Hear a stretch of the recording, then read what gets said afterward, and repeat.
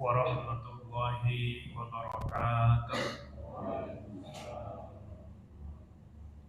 Alhamdulillah, wassalatu wassalamu ala Rasulillah Sayyidina Muhammadin wa ala alihi wa ashabihi wa man tabi'ahu bi ihsanin ila yaumiddin.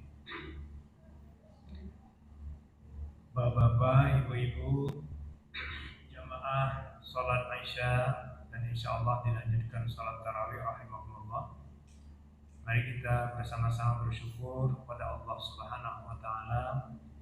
Alhamdulillah, kita telah bisa menyelesaikan satu pekan puasa pada bulan Ramadan tahun ini. Mudah-mudahan puasa ini menjadi bagian dari cara kita untuk melakukan edukasi konsistensi dalam beragama. Salawat dan salam mari kita sanjungkan kepada junjungan kita Nabiullah Muhammad sallallahu alaihi wasallam.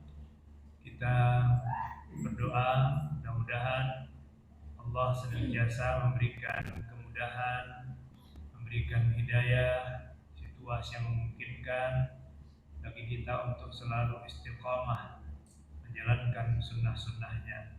Mudah-mudahan pula dengan kesungguhan kita menjalankan sunnah-sunnah itu, ada harapan bagi kita nanti kelak di yaumil akhir mendapatkan syafaatnya. Allahumma amin. Bapak Ibu yang saya hormati, salah satu tema penting dalam puasa itu adalah doa. Ini kalau kita lihat, kalau kita mengurutkan ayat surah Al-Baqarah yang mengatakan, yang berbunyi ya ayyuhalladzina amanu kutiba alaikumussyam, ayat berikutnya syahrul ramadhan alladzi unzila bihil Qur'an, dan seterusnya. Nanti ayat berikutnya yang terakhir dari satu ayat itu, satu kelompok itu adalah fa idza sa'alaka ibadi anni fa inni qarib ujibud da'watad da'i idza da'an, dan seterusnya. Hai Muhammad, kalau umatku bertanya kepada diriku tentang aku, kata Rasulullah, kata Allah, katakanlah aku itu dekat. Inni qarib, aku itu dekat. Nah, kaitan dekat ini Allah yang menjelaskan. Kalau sudah dekat, maka sungguhnya tidak ada halangan. Ud'uni fastajibu li. Nah, jadi maka aku akan mengabulkan doa hamba. Monggo Bapak Ibu sekalian, dalam satu hadis juga dijelaskan bahwa salah satu fadilah Ramadan itu, keutamaan Ramadan itu, doa kita diberikan fasilitas khusus. Makanya mari bersama-sama kita perbanyak doa pada bulan puasa. Karena bagi umat Islam, doa itu adalah ad-du'a'u mukhul ibadah. Doa itu adalah substansi, rohnya dari sebuah ibadah. Dalam hadis lain disebut juga ad-du'a'u silahul mu'minin. Doa itu adalah senjatanya bagi orang-orang yang beriman. Nah, kalau ada orang yang tidak bersenjata, kira-kira resikonya apa Bapak Ibu? Nah, ono senjata ini pripun kira-kira? Kalau nggak ada senjata, nggak ditakuti. Kalau ada orang yang bersenjata itu kan, ya lihat senjatanya saja itu sudah mutih. Bagi siapa? Bagi lawan orang mukmin. Siapa lawan orang mukmin? Innahu lakum adu, inna syaitana lakum adu mubin. Sungguhnya setan itulah musuh bagi orang-orang yang beriman. Nah, orang yang jarang berdoa, orang yang lupa Allah, lupa berdoa, dia sangat lemah di mata setan. Nah, tapi orang yang berdoa terus, setan itu akan minder Bapak Ibu. Nah, monggo. Ini walaupun katanya dalam hadis itu pada bulan puasa setan-setan dibelenggu, Tetapi rasa-rasanya juga bulan puasa ini karena setan sedang menganggur gitu ya, ada yang mengambil alih tugas setan. Nggak tahu siapa. Kita khawatir juga jangan-jangan kita malah jadi bukan jadi setan. Nah, jadi setan itu memang sekarang dibelenggu. Neraka ditutup, surga dibuka lebar-lebar. Tapi meskipun demikian masih banyak orang yang tidak mau masuk surga, lewat aja, melihat-lihat gitu ya. Nah, sementara meskipun neraka ditutup, tapi kayaknya ada juga yang ingin masuk neraka karena ditutup dia lewat jendela mungkin itu ya, maksa gitu ya. Tapi malaikat yang bingung, iki wayahe neraka ditutup kok ya sing mongso mlebu neraka gitu kan. Ini karena apa? Tadi kita kehilangan senjata. Ad-du'a'u silahul mu'minin. Bapak Ibu sekalian, ada kaidah juga yang barangkali perlu jadi catatan kita. Doa itu sangat penting bagi umat Islam. Ma la yadrukuhu bil asbab fa insyaallah yadrukuhu bid du'a. Sesuatu yang tidak bisa kita raih dengan doa, insyaallah akan ada jalan diraih dengan berdoa kepada Allah Subhanahu wa taala. Pasti Bapak Ibu tidak semua bisa kita upayakan dengan jerih payah, dengan kerja keras. Tetapi di suatu yang tidak mampu diraih lewat itu, Allah masih memberikan peluang untuk diraih dengan doa. Oleh karena itulah Bapak Ibu sekalian, mari bersama-sama, doa ini adalah sangat penting. Karena kalau kita lihat dalam tuntunan itu, hampir semua gerakan proses hidup ini ada tuntunan doanya. Katakanlah mulai bangun tidur, ada doanya nggak Bapak Ibu? Ada. Setelah dari bangun tidur biasanya kemana? Ke kamar mandi. Ada doanya betul? Wah. Keluar dari kamar mandi, doa lagi. Nanti biasanya habis dari kamar mandi ada ngoco ya Bu, ngilong ya. Ngilong betul doanya betul. Habis ngilo duduk di meja makan dan minum. Ada doanya? Ada. Jadi sepergantian aktivitas kita itu sungguhnya Rasulullah sudah mencontohkan, mengajarkan diiringi dengan. Nah, kalau ada orang yang tidak mau berdoa, orang yang malas berdoa, itu yang pertama tersombong. Karena merasa kecukupan, merasa tidak butuh Allah. Tapi di saat-saat kita sangat butuh Allah, biasanya berdoa bukan Bapak Ibu. Saat-saat kritis itu, wah itu paling indah berdoa. Sampai nangis. Maka sering saya sebut, kalau pas susah itu sedikit-sedikit berdoa. Wah doanya banyak banget, sidik-sidik doa. Tapi kalau sudah mulai senang, mulai makmur, mulai serba kecukupan, kira-kira bagaimana Bapak Ibu? Doanya tinggal dikit-dikit. Jadi beda tipis itu. Kalau pas susah sedikit-sedikit berdoa, kalau sudah makmur, sudah senang, berdoa tinggal sedikit-sedikit. Kalau niku nggih anyel Bapak Ibu. Satu ketika saya diundang oleh teman saya jauh itu. Mas, sesuk aku arep mantu. Sing doa jenengan nggih. Lah Pak Naib mohon boten, pokoknya Pak Halim dulu. Saya royo-royo berangkat ke sana pada waktu hari hanya di WA. Mas, mengingatkan nanti jenengan tugas doa ijabnya anak saya. Sampai di situ saya masih rodok tenang. Tapi yang di belakangnya itu komanya itu masih ada. Doanya boten usah doa-doa ya. Nah, ini doa ini untuk asal series atau mestinya kan semakin panjang doanya, itu kan semakin banyak yang doakan. Ini janjinya dia percaya doa apa enggak?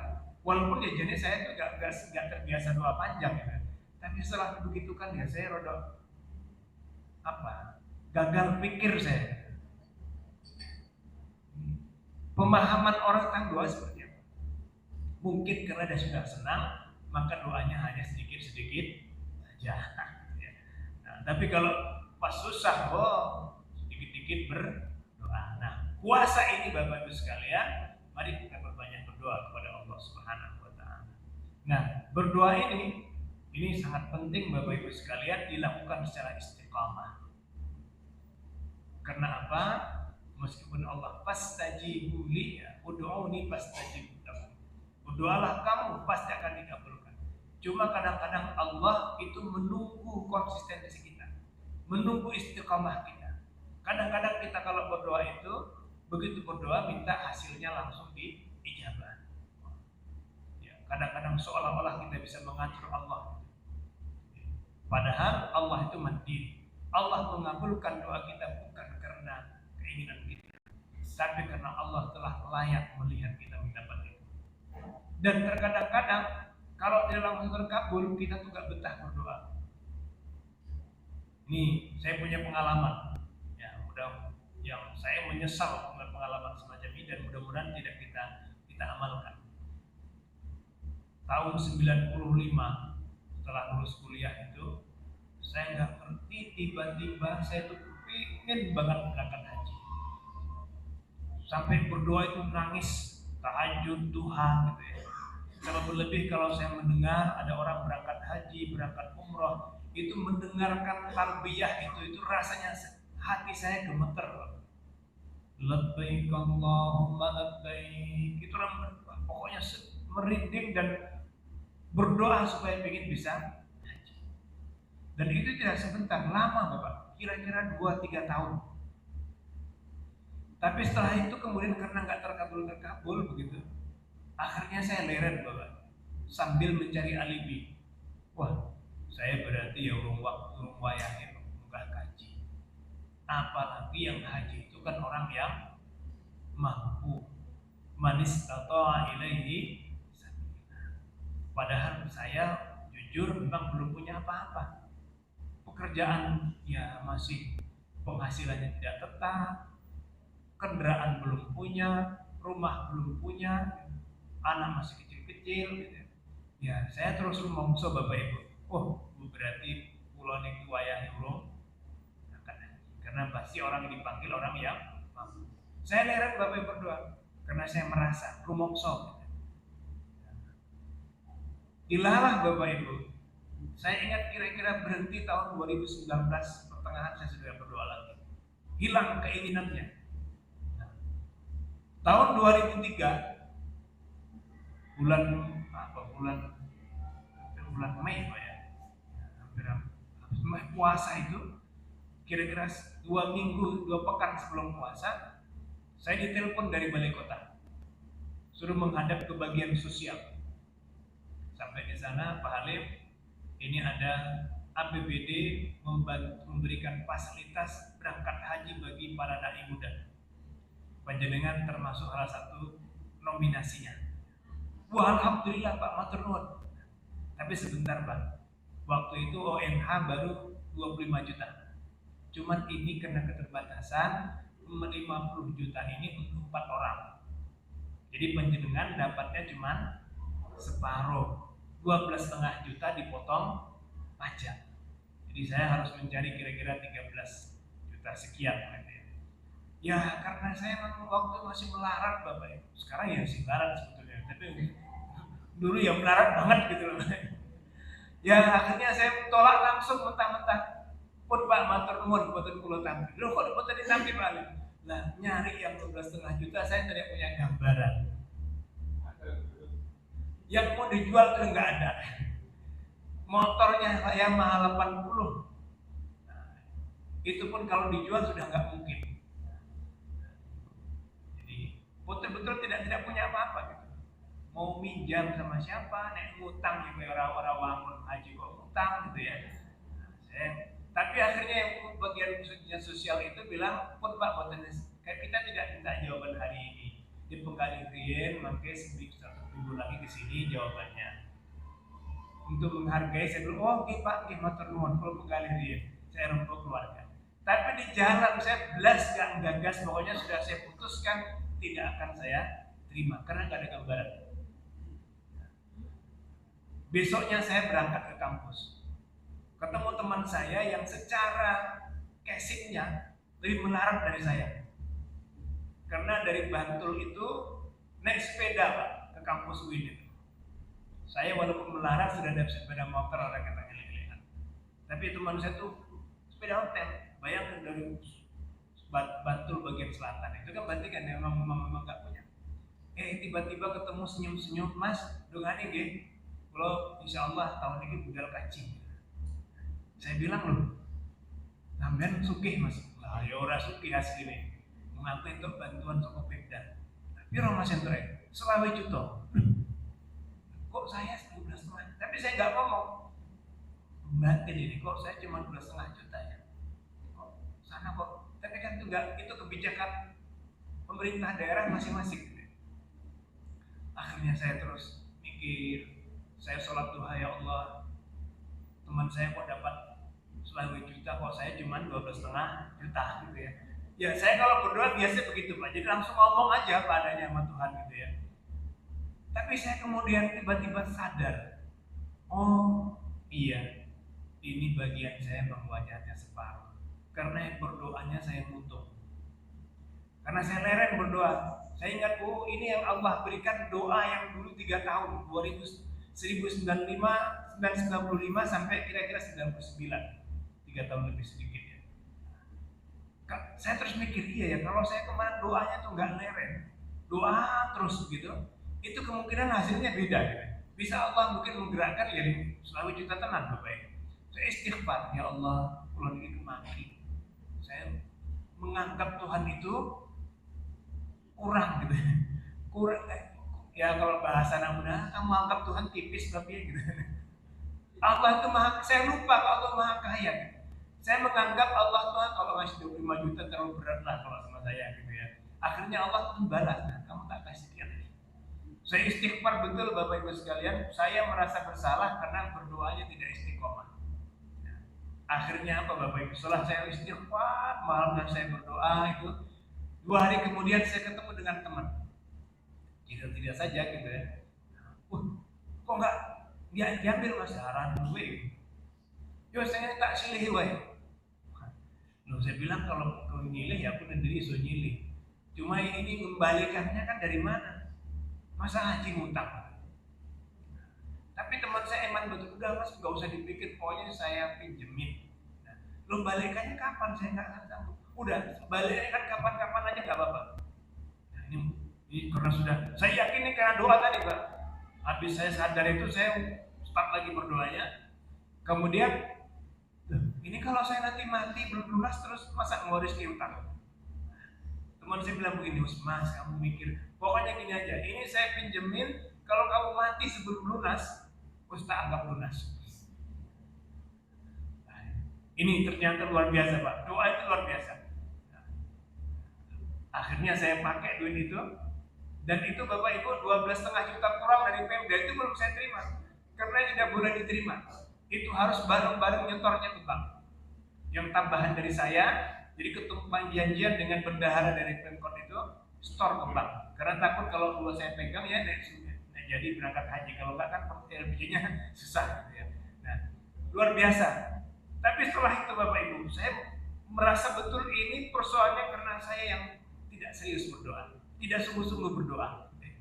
Akhirnya setelah dipinjami itu saya tak berdoanya luar biasa Bapak Ibu. Doa terus, pokoknya nangis, pokoknya ya Allah, pokoknya masa saya berangkat haji dalam keadaan punya utang. Alhamdulillah kurang sepekan saya berangkat haji itu lunas utangnya. Saya yakin ini rumus tadi. Mana yadrukuhu bil asbab, fa insyaallah yadrukuhu bil doa. Kalau sesuatu tidak kita bisa raih dengan upaya, dengan kerja keras, dengan sebab akibat, maka ada peluang untuk diraih dengan memperbanyak doa kepada Allah Subhanahu wa taala. Mudah-mudahan Bapak Ibu sekalian, malam-malam Ramadan fasilitas yang diberikan Allah ini untuk berdoa kepada Allah Subhanahu wa taala. Monggo kita DDP doa, jahadah, iktikaf, mohon kepada Allah Subhanahu wa taala. Karena apa Bapak Ibu? Allah itu Maha Kaya. Jangan mengukur kekayaan Allah seperti kekayaan orang lain makhluknya. Kadang-kadang kita minta sama Allah itu kan kadang kita nggak pantas. Ternyata Allah tidak melihat itu, karena Allah maha kaya. Apapun bisa diberikan Allah kalau Allah berkehendak, dan kehendak Allah itu bukan hanya kehendak. Ada ada yang mengatakan bahwa satu kaidah itu tidak ada yang bisa merubah qada illa doa, kecuali doa. Meskipun kita sudah ditentukan garis hidupnya A, tapi kalau kita berdoa, insya Allah masih ada peluang Allah merubahnya menjadi B. Nah, Bapak Ibu sekalian, mudah-mudahan ini menjadi motivasi saya untuk terus berdoa. Tentu kita punya banyak kesulitan, kemampuan kita terbatas, jangkauan kita terbatas, tapi Bapak Ibu sekalian, saya ulang lagi rumusnya, ma la yadrukuhu bil asbab fa insyaallah yadrukuhu bid du'a. Kalau sesuatu tidak bisa kita raih dengan upaya, dengan sebab akibat, dengan ikhtiar, maka pasti ada peluang untuk meraihnya dengan memperbanyak doa kepada Allah Subhanahu wa taala. Maka Bapak Ibu sekalian, mudah-mudahan manfaatnya. Kurang mohon maaf. Billahi taufiq wal hidayah, wa ridha wal hidayah. Wassalamualaikum